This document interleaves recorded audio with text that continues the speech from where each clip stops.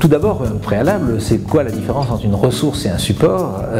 Une ressource, ça peut être plein de choses, des documents, des personnes, des intervenants, tandis qu'un support, c'est quelque chose que l'enseignant va utiliser vraiment dans son enseignement. Il y a évidemment les supports désignés par avance, hein, ce sont les supports papier fournis par les éditeurs, disons les supports dits pédagogiques.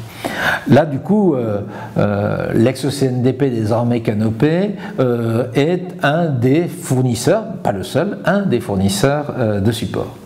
Mais en réalité, quand on regarde les enseignants travailler, on s'aperçoit que depuis très très longtemps, ils détournent en fait les supports qu'on leur donne et ils en fabriquent une partie. Et ça, c'est intéressant parce que le degré de sophistication de la fabrication des produits varie d'un enseignant à l'autre. Le premier travail que fait un enseignant, c'est adapter le support à ses besoins pédagogiques. Donc il va tordre le support si le support ne lui convient pas. Peu d'enseignants en fait utilisent des supports tout faits tels quels et les appliquent tels qu'ils sont donnés. Le manuel scolaire en est un bon exemple. D'ailleurs, ils ont beaucoup évolué dans leur forme. Au départ, ils ont été extrêmement linéaires et ils sont devenus extrêmement kaléidoscopiques. On va prendre un exemple simple.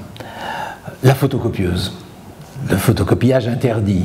Et on regarde dans les établissements scolaires le nombre de photocopies faites qui a augmenté de façon incroyable. Mais la photocopie se trouve remplacée petit à petit évidemment par les supports numériques. On espérait que les supports numériques supprimeraient les photocopies. Manifestement, on n'en est pas encore là et les chefs d'établissement dénoncent quand même toujours une inflation de photocopies quand ce n'est pas une inflation d'impression. Si je vais plus loin, en fait, les enseignants ont une tradition d'enrichissement de supports. Avec le numérique, le problème c'est que ça devient beaucoup plus compliqué. Et donc on va avoir en gros des clans qui vont se faire, des sortes de clans, disons une typologie d'enrichissement de support. Alors on a tout simplement d'abord la sélection d'un support, c'est-à-dire parmi un ensemble de documents, je vais en prendre un et je vais le fournir à mes élèves, alors soit sous forme vidéo projetée, soit sous forme distribuée sur l'ENT, soit sous la forme papier. On va trouver une modalité qui va s'adapter à la pédagogie. En général c'est de la sélection.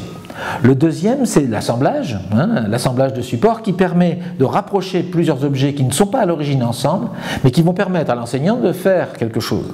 Et puis, le troisième niveau, c'est lorsque l'enseignant y met sa patte personnelle. On appelle ça une œuvre de création, par ailleurs. Par exemple, un professeur de langue qui fait un découpage d'une séquence audio pour éviter que les élèves n'aient un document trop long. Et puis, évidemment, on a les associations d'enseignants qui se sont mises, elles aussi, à fournir des supports.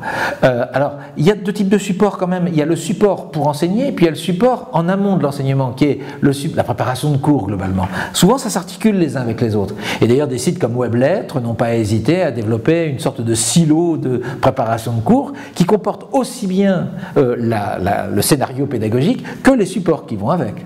On a même une enseignante qui, dans la fin des années 90, au début d'Internet, avait mis d'ailleurs ses supports en ligne, en disant à ses élèves, vous voyez, pendant le cours, tout ce qui est les supports essentiels, les éléments dont vous avez besoin, les textes que l'on travaille, la méthode de travail, les commentaires complémentaires, ils sont en ligne. Par contre, moi, ce que je vais faire, c'est que je vais vous accompagner dans le travail. L'enseignement inversé avait déjà commencé à l'époque, sauf que les élèves, en fait, on ne leur demandait pas de le voir avant, on leur demandait de travailler avec les supports. En fait, l'intérêt des supports et l'intérêt de la personnalisation des supports par les enseignants, c'est que ça amène les élèves à travailler davantage sur les contenus en direct avec lesquels on les met en contact. Ce n'est pas seulement le support projeté, ce n'est pas seulement le support distribué, et ça c'est une avancée qui va rejoindre en fait le développement aussi de supports fabriqués par les élèves. Finalement, plutôt que d'utiliser le résumé qui est dans le bouquin, c'est le résumé qui est fabriqué par les élèves à la fin du travail véritablement pédagogique. Et là, on a une vraie plus-value dans l'apprentissage.